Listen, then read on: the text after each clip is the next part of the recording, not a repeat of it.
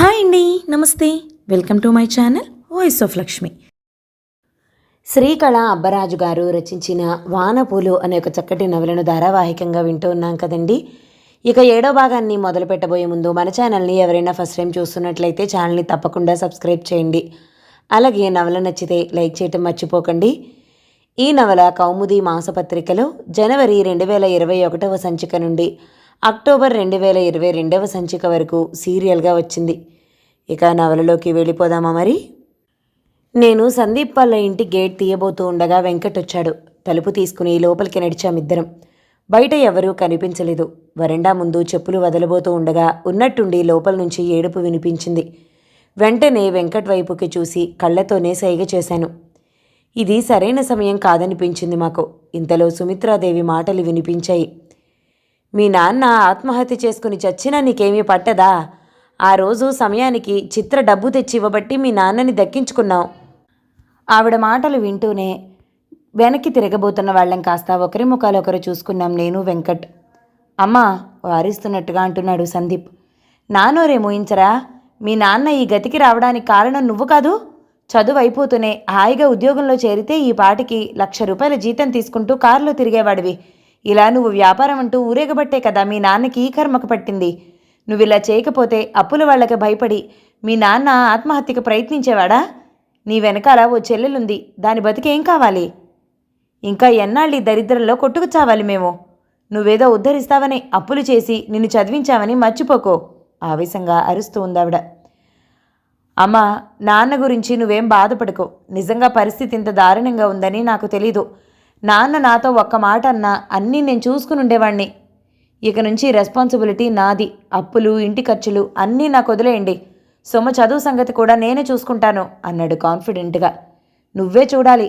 కానీ నీకు నీ దరిద్రగొట్టు స్నేహితుల నుంచి విముక్తి దొరికితే కదా మమ్మల్ని పట్టించుకునేది అంది సుమిత్రాదేవి నిష్ఠూరంగా. ఆవిడ మాటలకి ఇద్దరం గతుక్కుమన్నాం. వెనక్కి తిరిగి వెళ్లాలనే ఆలోచన మాని వెంకట్ అక్కడే నిలబడిపోయాడు. మధ్యలో వాళ్ళేం చేశారు? విసుగ్గా వినిపించాయి సందీప్ మాటలు. ఇంట్లో కూర్చున్నాను కదా అని నాకేం తెలియదనుకోకో. నీకు ఈ వ్యాపారం చేసేంత సాహసం ఎలా వచ్చింది? వాళ్ళని చూసుకుని కదూ. ఆ ఆఫీస్ రమ్మకి మీ నాన్న చేస్తున్న గులాంగిరి చాలదన్నట్టు నిన్ను కూడా గుప్పెట్లో పెట్టుకోవాలని చూస్తున్నారు తల్లి కూతుళ్ళు. ఇదే చెప్తున్నా, నువ్వు ఆ పిల్లతో తిరగడం నాకు తెలియదనుకోకు. నిన్ను రక్తమాంసాలు ధారపోసి కన్నాం, అల్లారు ముద్దుగా పెంచాం, అప్పులు చేసి మరీ డబ్బులు కువ్వలు కువ్వలుగా పోసి చదివించాం. రేపు నువ్వెవర్తినో తెచ్చి ఆవిడ గారి మోచేతి కింద నీళ్లు తాగమంటే కుదరదు. ఆ అమ్మాయి రోజుకొకళ్ళ బైక్ మీద కార్లలో తిరుగుతూ ఉంటుందని వీధి వీధంతా చెప్పుకుంటున్నారు. మేము నీకోసం ఇంత కష్టపడ్డందుకు మా జీవితాలు సుఖంగా సాగిపోవాలంటే నువ్వు చిత్రని పెళ్లి చేసుకోవాలి. లేదంటే మీ నాన్నతో పాటు నీ చెల్లెలికి కూడా ఇంత విషమిచ్చి నేను తాగి చేస్తాను. ఆవిడ మాటలు విన్న తర్వాత నా తల భూమిలోకి కుంచుకుపోయింది. వెంకట్ మొహంలోకి కూడా సూటిగా చూడలేకపోయాను. ఆవిడ సమస్య ఏమిటో నాకు అర్థం కాలేదు. కొడుకు బాధ్యతగా వ్యవహరించాలని కోరుకుంటుందా, లేక తన కంట్రోల్లో ఉండాలనుకుంటోందా? ఇక ఒక్క క్షణం కూడా అక్కడ ఆగదలుచుకోలేదు నేను. గబుక్కున వెనక్కి తిరిగాను. ఇంకా సుమిత్రాదేవి మాటలు వినిపిస్తున్నాయి. నీకు నచ్చినట్టు ఆ వ్యాపారం ఏదో చేసుకుంటానన్నా నేను అడ్డు చెప్పను. కానీ నువ్వు చిత్రని తప్ప ఇంకెవ్వరిని పెళ్లి చేసుకోనని మాటి, లేకపోతే నేను చచ్చేంతొట్టు. సుమిత్రాదేవి అరుస్తుంది. నేను గబగబా గేటు దగ్గరికి నడిచాను. ఆవిడ ప్రశ్నకి సందీప్ ఏం సమాధానమిచ్చాడో నాకు వినిపించలేదు. నేను వినదలుచుకోలేదు కూడా. ఎంతో సంతోషంగా శుభవార్త వినిపించాలని ఆరాటంగా వచ్చాను. అంతే బాధతో బరువుగా గేటు దాటాను. Tanmay, are you okay? Venkat మాటలకి పెదవులు బిగబట్టి తల ఊపాను. ఆవిడంతే, నేను నీకు ముందే చెప్పాను కదా, ఆమె మాటల్ని సీరియస్గా తీసుకోవద్దో, వెంకట్ ధైర్యం చెప్పాడు. అది కాదు నేను ఆలోచిస్తున్నది. రంగారావు అంకుల్ సూసైడ్ అటెంప్ట్ చేశారంటే నమ్మలేకపోతున్నాను. బహుశా సందీప్ ఈ విషయంలో గిల్టీగా ఫీల్ అవుతూ ఉండొచ్చు. చిత్ర డబ్బు ఎందుకు తీసిందో, సందీప్ చిత్ర గురించి ఒక మాట కూడా ఎందుకు మాట్లాడలేదో ఇప్పుడు అర్థమవుతుంది. చిత్ర డబ్బుని రంగారావు అంకుల్ హాస్పిటల్ బిల్ కోసం తీసుండొచ్చు అన్నాను. యు ఆర్ రైట్ తలాడిస్తూ అన్నాడు వెంకట్. ఇంకొక విషయం, మనం ఇక్కడికి వచ్చెళ్ళినట్టు సందీప్కి చెప్పొద్దు ప్లీజ్. అలాగే చెప్పి వెంకట్ వెళ్ళిపోయాడు. నేను వెంకట్ ఆఫీస్ రూమ్లో కూర్చొని ఉన్నాం. పొద్దుటి నుంచి మూడాఫ్లో ఉన్న నన్ను నవ్వించే ప్రయత్నం చేస్తున్నాడు వెంకట్. హలో, సందీప్ వచ్చాడు అక్కడికి. చాలా మామూలుగా ఉత్సాహంగా ఉన్నాడు అతడు. ఈవేళ మన ఫస్ట్ పేమెంట్ వచ్చింది అన్నాడు మా ఇద్దరి వైపు చూసి నవ్వుతూ. సందీప్, నాకిప్పుడే డబ్బు అవసరం లేదు, నీకు అవసరమైతే నా వాటా డబ్బులు నువ్వు వాడుకోవచ్చు చెప్పాను సీరియస్గా. యా, వెంకట్ కూడా అదే మాట అన్నాడు. సందీప్ మా ఇద్దరిని మార్చి చూశాడు. ఫస్ట్ మనం లోన్ ఇన్స్టాల్మెంట్ కట్టాలి, ఆ తర్వాత ఇంకా కొత్త ఆర్డర్స్కి రా మెటీరియల్ కోసం కాస్త పెట్టుబడి పెట్టాలి. మనం ఎక్స్పోర్ట్ చేసే పోర్టుకి దగ్గరగా ఉండే ఏరియాల్లో ఇంకా కొత్త డీల్స్ ఏమైనా దొరుకుతాయా అని ట్రై చేస్తున్నాను. మీ ఇద్దరికీ ఇప్పుడే డబ్బుతో అవసరం లేదంటే దాన్ని తిరిగి బిజినెస్లో పెడదాం అన్నాడు కూల్గా. నేను వెంకట్ ఆశ్చర్యంగా ఒకరి ముఖాలొకరిని చూసుకున్నాం. ఏమైంది? సందీప్కి మమ్మల్ని చూసి డౌట్ వచ్చింది. ఏం లేదు, నీ ఇష్టం, నువ్వెలా అంటే అలాగే చేద్దాం అన్నాను నేను. వెంకట్ కూడా అందుకు ఒప్పుకున్నాడు. ఆదివారం రోజు లేటుగా లేచి బద్ధకంగా సోఫాలో వాలి న్యూస్ చూస్తున్నాను. టీవీలో కనిపించిన ఒక న్యూస్ క్లిప్పింగ్ చూసి అమ్మ త్వరగా రా గట్టిగా కేక పెట్టాను. అది తనీష్ తండ్రి సూసైడ్ వార్త. తనీష్ వాళ్ళ నాన్న అవమానం భరించలేక ఆత్మహత్య చేసుకున్నట్ట. కొడుకు ప్రేమించిన అమ్మాయితో ఎంగేజ్మెంట్ జరిపించారు. ఆ తర్వాత ఎంగేజ్మెంట్ని రద్దు చేసి పెళ్లి క్యాన్సిల్ చేయడంతో కొడుకు డిప్రెషన్లోకి వెళ్ళాడని, వృద్ధాప్యంలో ఆసరాగా ఉండాల్సిన కొడుకు అలా పిచ్చివాడై ఉండటం చూసి భరించలేక మనస్తాపంతో ఆత్మహత్య చేసుకుంటున్నట్టు సూసైడ్ లెటర్ రాసి చనిపోయినట్టు వార్త ప్రసారం అవుతుంది. తనీష్ తండ్రి శవం దగ్గరకు వచ్చిన గుండెలు పగిలేలా ఏడవడం పదే పదే చూపిస్తున్నారు స్క్రీన్ మీద. ఎందుకు ఈ కాలం పిల్లలు బంధాల్ని గౌరవించడం లేదంటారు? చెట్టు నుంచి ఆకుని తుంపి పడేసినంత ఈజీగా ఎలా బ్రేకప్ చెప్పగలుగుతున్నారు? యాంకర్ ఓ పెద్దావిడని కూర్చోబెట్టి ప్రశ్నిస్తుంది. ఆ వార్త చూసి నేను అమ్మ షాక్ అయ్యాం. తనీష్ వాళ్ళ ఇంట్లో జరిగింది విషాదమే, కానీ అతని కన్నీళ్లు నాటకమని చెప్పలేం. కానీ దాన్ని ఎంత తప్పుగా ప్రొజెక్ట్ చేసి చూపిస్తున్నారు. ఇంతలో ఆ యాంకర్ ఇప్పుడే అందిన తాజా సమాచారం అంటూ ఓ చిన్న వీడియో క్లిప్పింగ్ని ప్లే చేసింది. 2 రోజుల క్రితం తనీష్ స్వప్న వాళ్ళ ఇంటి ముందు చేసిన గొడవ తాలూకు వీడియో అది. దాన్ని చూస్తుంటే ఎక్కడో ఇరుగు పొరుగు ఇళ్లలో బాల్కనీలో నుండి రికార్డ్ చేసినట్టుగా ఉంది. మాటలు రికార్డ్ కాలేదు. ఆ వీడియోలో తనీష్ స్వప్న కాళ్ల మీద పడి ప్రాధేయపడుతున్నట్టు, మా అమ్మ ఇంకా ఇంట్లో మిగిలిన వాళ్ళు అతనికి అడ్డుపడుతున్నట్టు ఉంది. దాని వెనుకున్న నిజాలు మాత్రం ఎవ్వరికీ తెలియదు. ఒక నిజాన్ని అబద్ధంగా, అబద్ధాన్ని నిజంగా నమ్మేలా చూపించటం ఎంత తేలికో అర్థమైంది ఆ క్షణం నాకు. స్వప్న కోలుకోవడం, మళ్ళీ ఇలాంటిది ఏదో ఒకటి జరిగి దెబ్బతినటం. ఆ వీడియో చూసిన దగ్గర నుంచి స్వప్న పరిస్థితి మళ్ళీ మొదటికొచ్చింది. ఇదంతా నీ వల్ల జరిగింది కాదు, అయినా బిజినెస్ ఒత్తిళ్లు తట్టుకోలేక ఆత్మహత్య చేసుకుని ఉంటారు. అంత గిల్ట్ నీ మీద తీసుకోకు అని అందరం స్వప్నకి చెప్పి అలసిపోయాం. ఒకవేళ మీ పెళ్లి జరుగుంటే వాళ్ళ నాన్న ప్లేస్లో నువ్వుండేదానివేమో, ఎవరికి తెలుసు? ఎంత ప్లానింగ్ లేకపోతే ఆ వీడియో తీసి మీడియాకి ఇస్తారు చెప్పింది అమ్మ. ఇలా చెప్పి లాభం లేదు, షీ నీడ్స్ కౌన్సిలింగ్ మాధవన్నయ్య తేల్చి చెప్పాడు విసుగ్గా. మీరందరూ నా మాట వినండి అన్నపూర్ణమ్మ గారు మధ్యలో కల్పించుకుంది. కొద్ది రోజులు నేను స్వప్న రామచంద్రాపురంలో మన ఫామ్ హౌస్లో ఉండొస్తాం. ఈ చుట్టాలు పలకరింపులు పరామర్శలకి దూరంగా ఉంటే మంచిది కొన్నాళ్ల పాటు. అక్కడి వాతావరణం, గోదావరి గాలికి కాస్త మనశ్శాంతి వస్తుంది. అప్పటికీ కుదుట పడకపోతే ఏం చేయాలో తర్వాత ఆలోచిద్దాం అందావిడ. ఆ సలహా అందరికీ నచ్చింది. 2 రోజుల తర్వాత ఆఫీస్ నుంచి ఇంటికి తిరిగి వచ్చాను. కార్ పార్క్ చేసి లోపలికి వస్తుంటే లోపల నుంచి కొత్త గొంతులు వినిపిస్తున్నాయి. వాకిట్లో చాలా జతల చెప్పులు కనిపించాయి. మా ఇంటికి ఈ టైంలో ఇంతమంది వచ్చారా? ఇంపాసిబుల్, అందులోనూ వీక్ డేస్లో. ఇంటికి ఎవరిని పిలవడానికి అమ్మ ఇష్టపడదు అనుకుంటూ లోపలికి వచ్చాను. తలుపు చప్పుడవుతూనే లోపల కూర్చున్న అందరి ముఖాలు నా వైపుకు తిరిగాయి. తన్మయ్, నీకోసమే వెయిట్ చేస్తున్నాం అంటున్న నిరంజన్ని చూసి షాక్ అయ్యాను. నిరంజన్, నువ్వేంటిక్కడా అంటూనే అక్కడున్న అందరినీ పరికించి చూశాను. నిరంజన్తో పాటు అతని పేరెంట్స్ కూడా వచ్చారు. వాళ్ళకి ఎదురుగా సోఫాలో అమ్మ కూర్చుని ఉంది. ఆ పక్కనే ఉన్న సింగిల్ సీటర్ సోఫాలో రంగారావు గారు కూర్చుని ఉన్నారు. అప్పటికి నా మెదడు కొద్దిగా విషయాల్ని ప్రాసెస్ చేయటం మొదలుపెట్టింది. నిరంజన్ పేరెంట్స్ని తీసుకుని మా ఇంటికి వచ్చాడన్నమాట.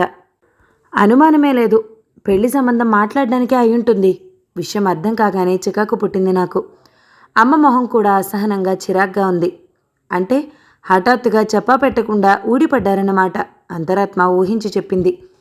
రామ్మ, ఇలా వచ్చి కూర్చో నిరంజన్ వాళ్ళ అమ్మగారు పిలిచారు. నేను వెళ్ళి ఆవిడ కూర్చున్న సోఫాలోనే కాస్త ఎడంగా కూర్చున్నాను. శ్రీనివాసరావు గారింట్లో ఎంగేజ్మెంట్కి వెళ్ళినప్పుడు మీ అమ్మాయిని పరిచయం చేశాడు నిరంజన్. అప్పుడే మా వాడి ఫీలింగ్స్ అర్థమయ్యాయి. లక్కీగా మా అబ్బాయికి మంచి జాబ్ కూడా వచ్చింది. నిజంగా మీ అమ్మాయి మా పాలిట అదృష్టలక్ష్మి అమ్మతో చెప్తూ ఉందావిడ. నేను యథాలాపంగా రంగారావు గారి వైపు చూశాను.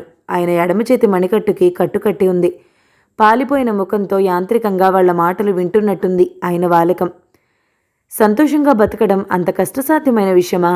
బంధాలు, ప్రేమలు కూడా గుర్తుకు రానంత భారమైపోతుందా జీవితం ఎవరికైనా? వెంటనే నాన్నని వద్దనుకున్న అమ్మ నిర్ణయం గుర్తొచ్చింది. తను ఈ ప్రశ్నకి సమాధానం నువ్వు ఊహించినంత తేలిక కాదేమో. ఆయనది గట్టి మనసు కాదేమో. ఆర్థిక భారంతో భుజాలు, భార్య సాధింపులతో చెవులు బరువెక్కిపోయి ఉంటాయి. పాపం బలహీనమైన మనసు భరించలేకపోయి ఉంటుంది చెప్పింది అంతరాత్మ. ఏ సమస్యకి పరిష్కారం ఎవరూ చెప్పలేరు. ఎవరికి వారే దాన్ని శోధించి కనుక్కోవాలి, దృఢంగా అమలు చేయగలగాలి. అయిన వాళ్ళెవరూ లేకపోయినా అమ్మ ధైర్యంగా ఓ నిర్ణయం తీసుకుంది. దాన్ని అమలు చేసింది. స్వప్న మాత్రం మనసుని కూడగట్టుకోలేకపోతుంది. ఇలా ఇంకా ఆలోచనల్లో కొట్టుకుపోతూనే ఉండేదాన్నేమో. ఇంతలో అమ్మ పిలిచింది. నువ్వు వెళ్ళి ఫ్రెష్ అయ్యిరా, అలసిపోయి ఉంటావు. అమ్మ చెప్తూనే అక్కడి నుంచి కదిలాను. నేను తిరిగి వచ్చేసరికి హాల్లో అమ్మ తప్ప ఎవరూ లేరు. నీకిప్పుడే పెళ్లి చేసే ఉద్దేశం లేదని చెప్పి పంపించాను వాళ్ళని. నీ ఒపీనియన్ ఏమీ మారలేదుగా, ఇంకోసారి ఆలోచిస్తావా? నా వైపు చూస్తూ అడిగింది అమ్మ. నో అమ్మా. ఒక్క అంగలో అమ్మ దగ్గరికి వెళ్ళి చేతులు పట్టుకున్నాను. నో సెకండ్ థాట్స్ చెప్పాను నమ్మకంగా.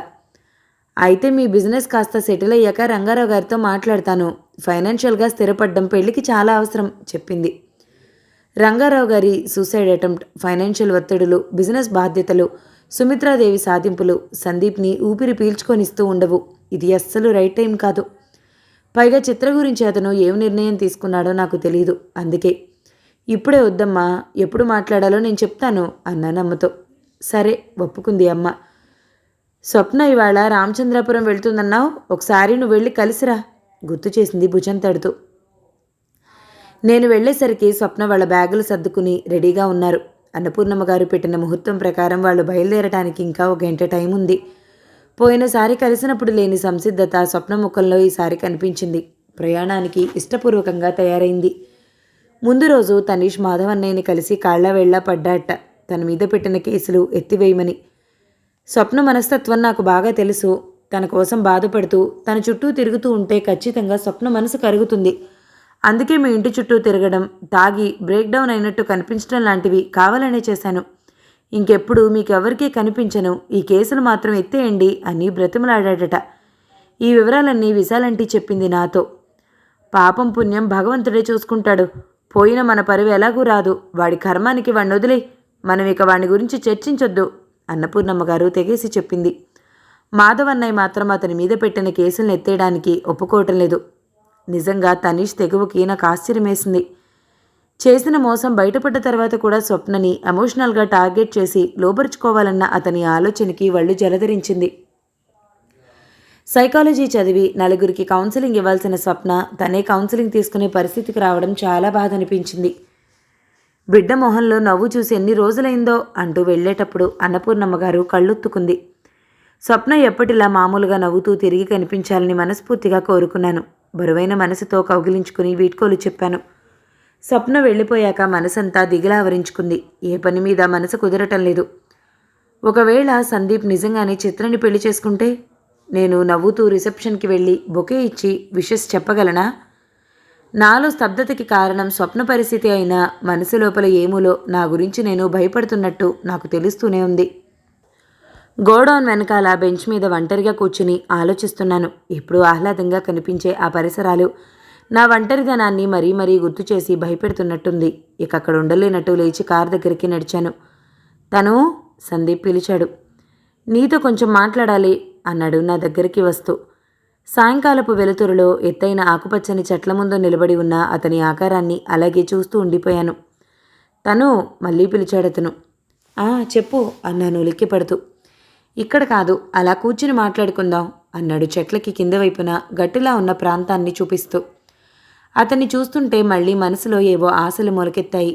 ఆ వర్షం కురిసిన సాయంకాలం లాంటి ఇంకో అందమైన సాయంత్రం నా జీవితంలోకి రాబోతుందా? ఒకే ఒక్క క్షణం ఆశ మెరుపులా మెరిసింది. వెంటనే అంతరాత్మ మేల్కొంది. తను ఎమోషన్లో ఎక్కువ ఆలోచిస్తున్నావు హెచ్చరించింది. వెంటనే తేరుకున్నాను నేను. నాకు అర్జెంట్ పనుంది, నువ్వు చెప్పాలనుకున్నదేదో ఇక్కడే చెప్పు అన్నాను సందీప్ వైపు సూటిగా చూస్తూ. నిన్న నిరంజన్ మీ ఇంటికి వచ్చాడా? కనుబొమ్మలు ముడుస్తూ అడిగాడతను. నాకు విషయం అర్థమైంది. అవును, ఫ్యామిలీతో వచ్చాడు. నాతో పెళ్లి సంబంధం కుదుర్చుకోవడానికి తెచ్చిపెట్టుకున్న కాన్ఫిడెన్స్తో దృఢంగా అన్నాను. తన్మయ్, నిరంజన్, వాడికి నాకు స్కూల్ డేస్ నుంచి అస్సలు పడదు. వాడెలాంటి వాడో నీకు తెలుసు. నువ్వు డిసిషన్ తీసుకునే ముందు ఒకసారి ఆలోచించు, కోపంగా చెప్పాడు. అదంతా ఒకప్పటి సంగతి. నిరంజన్కి నేనంటే ఇష్టం. ఇప్పుడు అతనికి మంచి జాబ్ వచ్చింది. నెలకి దాదాపు 1,00,000 పైనే జీతం. నేను కాదనడానికి కారణం ఏముంది? మీ అమ్మైనా నువ్వు అలాంటి జాబ్ చేయాలనే కదా కోరుకుంటుంది. అన్నిటినీ మించి మా 2 ఫ్యామిలీల మధ్య ఎటువంటి విభేదాలు లేవు. వాళ్ళమ్మగారికి నేనంటే సదభిప్రాయమే ఉంది అన్నాను పదునుగా. అతను ఒక క్షణం సీరియస్గా నా వైపు చూశాడు. కంగారు పడకు, నాకంతా తెలుసు. చిత్ర మీద ఆవిడకున్న ఆశలు, నా మీద ఉన్న వ్యతిరేకత అన్నీ తెలుసు. నేను నిరంజన్ని వద్దనడానికి నువ్వింకేదైనా కారణం చెప్పు, వింటాను, సూటిగా అడిగాను. తను ఐ లవ్ యూ, ఇంతకన్నా మరో కారణం కావాలా అని అతడంటాడని ఆశపడ్డాను. కానీ సందీప్ మౌనంగా నిలబడ్డాడు. అతను అలా అనలేడు. అతని పరిస్థితి నాకు తెలుసు. అందుకే నేను మాట్లాడకుండా గబగబా కారు పార్కింగ్ దగ్గరికి నడిచాను. ఎప్పటిలా వెనక నుంచి అతని కళ్ళు నన్నే చూస్తుంటాయి. నాకు అర్థమవుతూనే ఉంది ఆ విషయం. కానీ నేను వెనక్కి తిరగలేదు. అర్ధరాత్రి మంచి నిద్రలో ఉన్నప్పుడు దబీమని ఏదో పడిన చప్పుడైంది. ఉలికిపడి నిద్రలేచాను. బెడ్ ల్యాంప్ వెలుతురు కంటికి మసగ్గా కనిపించింది. ఇంతలో మళ్ళీ చప్పుడైంది. ఈసారి శ్రద్ధగా విన్నాను. హాల్లో నుంచొస్తోంది ఆ శబ్దం. ఆ వెంటనే అడుగుల చప్పుడు. కొంపతీసి దొంగ? ఆ మాట అనుకోగానే గుండె జారిపోయింది. వెంటనే నా సెల్లో మెసేజ్ బీప్ మంది. సెల్ఫోన్ని చేతిలోకి తీసుకున్నాను. టైం 12:40 చూపిస్తుంది. అమ్మ దగ్గర నుంచి ఇంత రాత్రప్పుడు మెసేజ్. భయంగా ఓపెన్ చేసి చూశాను. లాక్ ది డోర్ ఇమ్మీడియట్లీ అని ఉంది. అంటే అమ్మ కూడా మేలుకునే ఉంది. ఈ శబ్దాలు, మనిషి కదులుతున్న అలికిడి నా భ్రమ కాదు. వెంటనే ఒక్కసారిగా మంచం మీద నుంచి దూకి ఒక్క అంగలో డోర్ దగ్గరికి వెళ్ళాను. డోర్ లాక్ చేసి తలుపు సందుల్లో కన్ను పెట్టి చూశాను. హాల్లో ఒక నల్లటి ఆకారం కదులుతున్నట్టు కనిపించింది. ఆ ఆకారం నెమ్మదిగా అమ్మ గదివైపు కదులుతున్నట్టుగా అనిపించింది.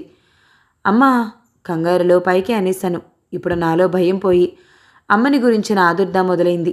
ఏమిటి చేయను? తలుపు తీసుకుని బయటికి వెళ్ళాలా?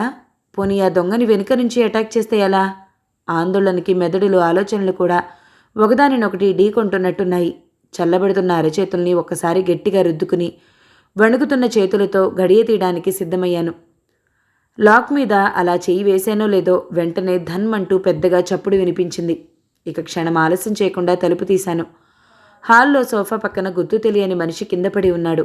అమ్మ తన గది గుమ్మంలో చేతిలో రివాల్వర్తో నిలబడి ఉంది. అమ్మ గదిలో నుంచి ట్యూబ్లైట్ వెలుతురు దాదాపుగా సగం హాల్ వరకు పరుచుకుని ఉంది. సోఫా పక్కన పడిపోయిన వ్యక్తి బుల్లెట్ తగిలిన కాలుని పట్టుకుని మెలికలు తిరిగిపోతున్నాడు. అమ్మ సేఫ్టీ కోసం గన్ లైసెన్స్ చాలా కాలం క్రితమే తీసుకుంది. ప్రమాదకర పరిస్థితుల్లో గురి తప్పకుండా కాళ్ల మీద కాల్చడంలో శిక్షణ తీసుకుంది. అమ్మ షూటింగ్లో పర్ఫెక్ట్. ఆ రివాల్వర్ని ఇన్ని రోజుల తర్వాత ఇలా ఉపయోగించడం చూసి నోరు వెళ్ళబెట్టాను నేను. తను ఆర్ యు ఓకే అమ్మ నన్ను అడిగింది. రెప్పవేయకుండానే తలాడించాను. వెంటనే అమ్మ సెల్ ఫోన్ నుంచి 2-3 కాల్స్ వెళ్ళాయి. కాసేపటికి రంగారావు గారు, సందీప్ వచ్చారు. ఆ వెంటనే పోలీసులు కూడా వచ్చారు. సోఫా పక్కన తెలివి లేకుండా పడి ఉన్న దొంగని చూసి ఆశ్చర్యపోయారంతా. సబ్ ఇన్స్పెక్టర్ నోరు తెరిచి అడగబోయే లోపలే అమ్మ చెప్పింది. అవి నిజం బుల్లెట్స్ కావు, డమ్మివి. మైల్డ్ సెడేషన్ ఇంజెక్ట్ చేస్తాయి, వివరణ ఇచ్చింది. కానిస్టేబుల్స్ దొంగని లేపి తీసుకువెళ్లారు. ఎస్ఐ, అమ్మ, రంగారావు అంకుల్ దొంగ ఎటువైపు నుంచి వచ్చాడు, తలుపు గడియని ఎలా కట్ చేశాడు అని అన్నీ చెక్ చేస్తూ ఉన్నారు. వాళ్ళు చర్చించుకుంటూ ఉంటే సందీప్ ఒక పక్కగా నిలబడి వాళ్ళ మాటలు వింటూ మధ్య మధ్య అమ్మ వంకే తదేకంగా చూస్తున్నాడు. అతని కళ్ళలో అమ్మ పట్ల మెచ్చుకోలు స్పష్టంగా కనిపిస్తుంది నాకు. ఎస్ఐ వెళ్ళిపోయాక రంగారావు గారు, రేపొద్దునొచ్చి తలుపు గడియలు బాగు చేయిస్తానమ్మా, ఏదైనా అవసరం ఉంటే ఫోన్ చేయండి చెప్పి వెనక్కి తిరిగాడు. సందీప్ కేవలం వాళ్ళ నాన్నకి తోడుగా మాత్రమే వచ్చినట్టున్నాడు. నిన్ను కనీసం పలకరించను కూడా లేదు, అంతరాత్మ కంప్లైంట్ చేసింది. ఆ మాటలు అతనికి వినిపించినట్టే వెళుతున్నవాడల్లా టక్కున వెనక్కి తిరిగాడు. తను ఆర్ యు ఓకే అడిగాడు దగ్గరగా వచ్చి. తలాడించాను. అతను ఇంకేమీ మాట్లాడలేదు. ఒకేసారి ఇద్దరం చూపురు మలుచుకున్నాం. అతను వెనక్కి తిరిగి వెళ్ళిపోయాడు. తెల్లవారేసరికల్లా మా ఇంట్లో జరిగిన ఉదంతం ఊరంతా మారుమోగిపోయింది. మొదటగా రాజ్యం గారు ఆవిడ వస్తూనే అమ్మని ఒక అద్భుత వ్యక్తిని చూసినట్టు చూసింది. సాక్షాత్తు నేల మీద అవతరించిన దుర్గాదేవిని చూసినట్టు భక్తితో అమ్మవైపు తిరిగి నమస్తే అమ్మా అంటూ చేతులు జోడించింది. లోకంలో ఇలా కూడా జరుగుతుందా? మగమనిషి తోడు లేకుండా ఓ దొంగ వెధవని ధైర్యంగా ఎదిరించొచ్చా? మామూలుగా కనిపించే ఆఫీసర్ అమ్మలో ఒక ఝాన్సీ లక్ష్మీబాయి దాగి ఉందా? రాజ్యంగారి కళ్ళలో ఎన్నెన్నో భావాలు. తదాత్మ్యత మరీ ఎక్కువై అమ్మ పాదాల మీద పడిపోతుందేమోనని భయమేసింది నాకు. ఈవినిలాగే వదిలేస్తే ట్రాన్స్లోకి వెళ్ళిపోతుందేమో అని. ఆంటీ అని గట్టిగా పిలిచాను. అమ్మా వస్తున్నా అంటూ ఈ లోకంలోకి వచ్చి గబగబా వంటింట్లోకి వెళ్ళింది. నేను ఆఫీస్కి వెళ్ళడానికి గేట్ తీసుకుని బయటికి వస్తూనే కారు పార్కింగ్లో ఎన్నో జతల కళ్ళు నా వైపు అబ్బురంగా విచిత్రంగా చూశాయి. ఝాన్సీకి రాణి వాళ్ళ అమ్మాయిని ఇంతలా చూస్తున్నారంటే ఇక అమ్మ సిట్యువేషన్ ఎలా ఉండబోతుందో. అమ్మ అసలు పట్టించుకోదు కాబట్టి సరిపోయింది అనుకున్నాను. ఆఫీస్కి వెళుతూనే హలో తన్మయ్ మేడం గారు అంటూ వంగి దండం పెడుతూ ఆట పట్టించాడు వెంకట్. నిన్నిలా గౌరవంగా వినయంగా ట్రీట్ చేయకపోతే ఆంటీ నన్ను కూడా షూట్ చేసి పారేస్తారేమో. ఇక నీ వంక ఎవ్వరూ కన్నెత్తి చూడరు. పెళ్లి కావడం కూడా కష్టమేమో నీకు. వెనకాల గన్ పట్టుకున్న అత్తగారిని చూస్తే ఎవరికైనా భయమే కదా. నిన్ను చేతిలో పేపర్స్ విసిరి కొట్టబోయినట్టు నటించి నవ్వేశాను. జోక్స్ అపార్ట్, కానీ ఆంటీ సాహసానికి గుండె ధైర్యానికి హ్యాట్స్ ఆఫ్. కానీ నిజం చెప్తున్నాను, నీకు అందులో 10వ వంతు ధైర్యం కూడా లేదు. వెంకట్ వారిస్తున్నట్టుగా అన్నాను. పొద్దుటి నుంచి ప్రతి చోట ఇదే టాపిక్, ప్లీజ్ ఇంకా చాలు. సరే సరే నువ్వు చెప్పు, నిరంజన్ మీ ఇంటికి వచ్చాడట అన్నాడు క్యూరియస్గా ముందుకి వంగుతూ. నేను చేతిలో బ్యాగ్ని టేబుల్ మీద పడేసి చైర్లో కూర్చున్నాను. నిరంజన్ గురించి నీకు తెలుసు, ఈ విషయాన్ని అంత సీరియస్గా తీసుకోకు అన్నాను కూల్గా. మరి ఆ సంగతి తెలియక మా వాడు కాస్త టెన్షన్ పడుతున్నట్టున్నాడు. దూరంగా నిలబడి వర్కర్స్తో మాట్లాడుతున్న సందీప్ వైపుకు చూసి నవ్వుతూ అన్నాడు. వెంకట్ మాటలకి నేను జవాబివ్వలేదు. ఇది చెప్పు, మనం డబ్బు వాడుకోమని చెప్పినా తిరిగి బిజినెస్లో ఇన్వెస్ట్ చేస్తానంటున్నాడు. మరి ఆ అప్పులన్నీ ఎలా మేనేజ్ చేస్తాడో? వెంకట్కి ఈ విషయం తెలిసింటుందని నా నమ్మకం, అందుకే అడిగాను. సందీప్ వాళ్ళ నాన్నలాగా నోట్లో నాలుక లేనివాడు కాదు. అప్పుల వాళ్లతో గట్టిగానే మాట్లాడాడు. హెచ్చు వడ్డీలు, దొంగ అకౌంట్లు రాసిన వాళ్ళకి ఎక్స్ట్రాగా ఇచ్చేది లేదని తెగేసి చెప్పాడు. అప్పుల వాళ్ళకి కొద్ది కొద్దిగా వాయిదాల పద్ధతి మీద ఇచ్చేట్టుగా ఒప్పందం కుదిరింది. నిన్న నేను, మాధవ్, సందీప్తో పాటు వెళ్ళి ఇవన్నీ సెటిల్ చేసుకుని వచ్చాం. ఇంకా ఈ బిజినెస్లో డబ్బు వాడుకోకపోవడానికి కారణం ఏమిటంటే, ఇంత డబ్బు ఒక్కసారిగా వస్తుందంటే వాళ్ళమ్మ కంట్రోల్లో ఉండదని వాడి భయం. ఈ బిజినెస్ వాడి డ్రీమ్. ముందుగా దీన్ని అనుకున్న లెవెల్కి తీసుకొచ్చేదాకా వాడు వేరే వాటి గురించి ఆలోచించడు అన్నాడు సందీప్ నిలబడ్డ వైపు చూస్తూ. వెంకట్ మాటలు వింటూనే నా మనసు తేలిక పడింది. ఎంతైనా నీకు అన్ని విషయాలు తెలుస్తాయి, నాతో అస్సలు షేర్ చేసుకోడు అన్నాను నిష్ఠూరంగా. వాడొక బోరు బావి, నాతో అయినా అవసరం ఉంటేనే చెప్తాడు. మా అయ్యే ఎమ్మెల్యే కదా, నా ఫేసు అక్కడ అవసరం, అందుకే చెప్పాడు. నువ్వు ఇందులో ఫీల్ అవ్వాల్సిందేమీ లేదు అన్నాడు నవ్వుతూ. నేను ఇంటికి వచ్చేసరికి హాల్లో అమ్మ, రంగారావు అంకుల్ కూర్చుని ఉన్నారు. నేను గుమ్మం దాటి అడుగు లోపల పెట్టానో లేదో ఆయన ఇక నేను వస్తానమ్మా అంటూ లేచారు. అప్పుడే అమ్మ ఒక కవర్ తీసి ఆయన చేతిలో పెట్టడం నా కంటపడింది. ఆయన వెళ్ళిపోతూనే అమ్మని అడిగాను, రంగారావు అంకుల్ మళ్ళీ డబ్బు అడిగారా నిన్ను? నేను ఒక క్షణం ఆలోచనలో పడ్డాను. అమ్మా, ఆయన మణుకట్టుకి కట్టుకట్టుంది చూసావా అడిగాను మళ్ళీ. చూశాను. ఇంట్లో దేనికో నట్టు బిగిస్తూ ఉంటే స్క్రూ డ్రైవర్ బెసిగి చేతిలో బలంగా దిగబడిపోయిందట మామూలుగా చెప్పింది అమ్మ. ఓ, అమ్మకి విషయం తెలియదని అర్థమైంది. జరిగిందంతా చెప్పి సందీప్కి నాకు మధ్య అడ్డంకిగా నిలబడ్డ వాళ్ళ పరిస్థితులన్నీ వివరించి అమ్మని సందేహంలో పడేయడం కరెక్ట్ కాదనిపించింది. తను నీకో విషయం చెప్పాలి.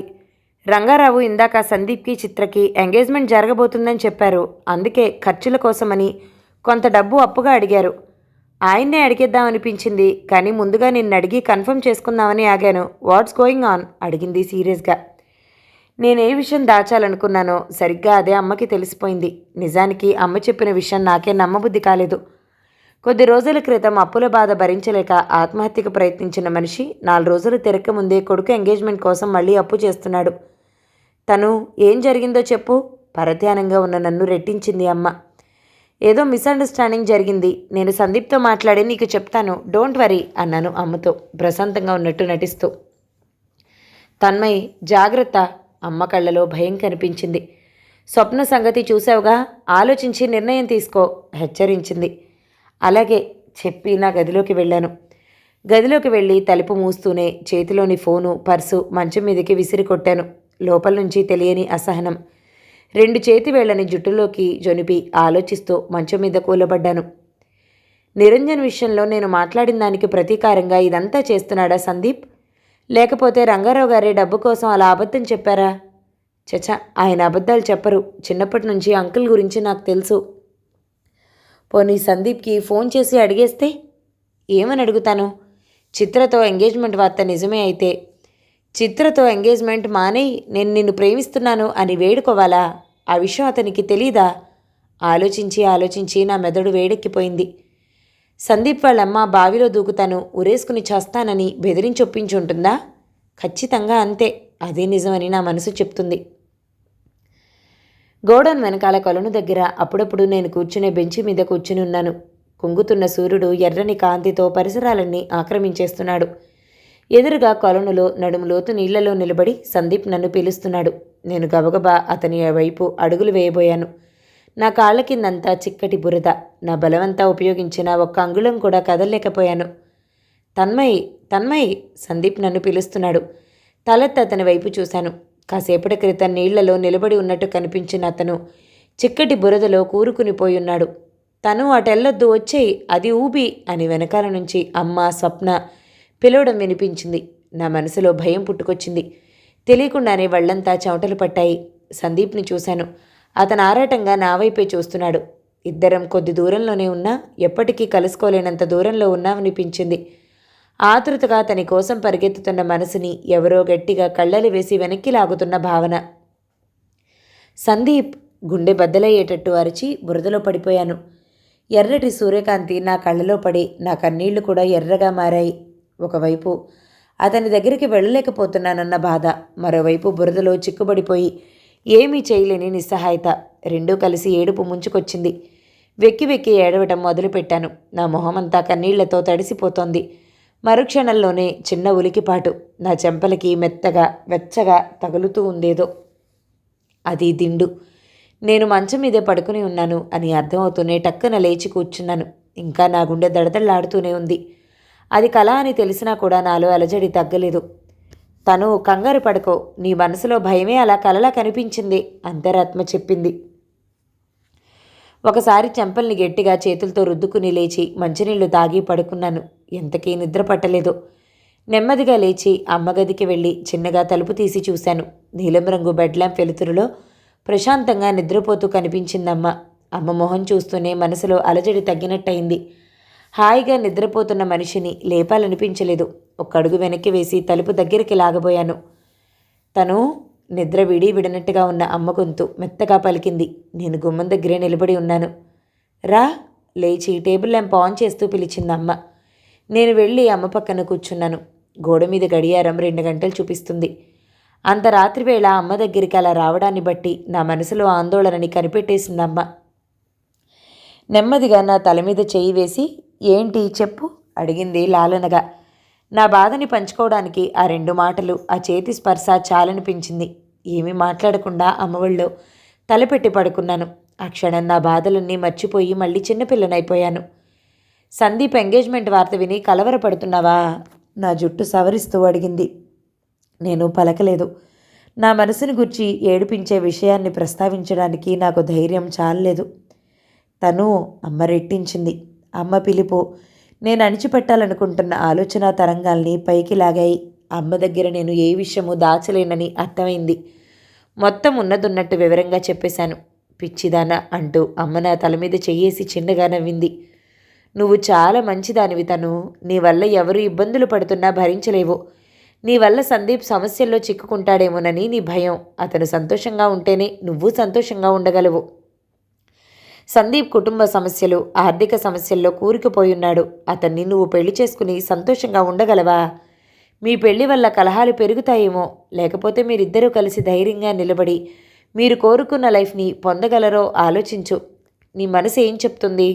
నేను లేచి అమ్మ ముఖంలోకి చూశాను. నా దగ్గర జవాబు లేదు. ఏ నిర్ణయమూ తీసుకునే ధైర్యమూ లేదు. అది నా మొహం మీద రాసినట్టు కనిపిస్తూనే ఉంది.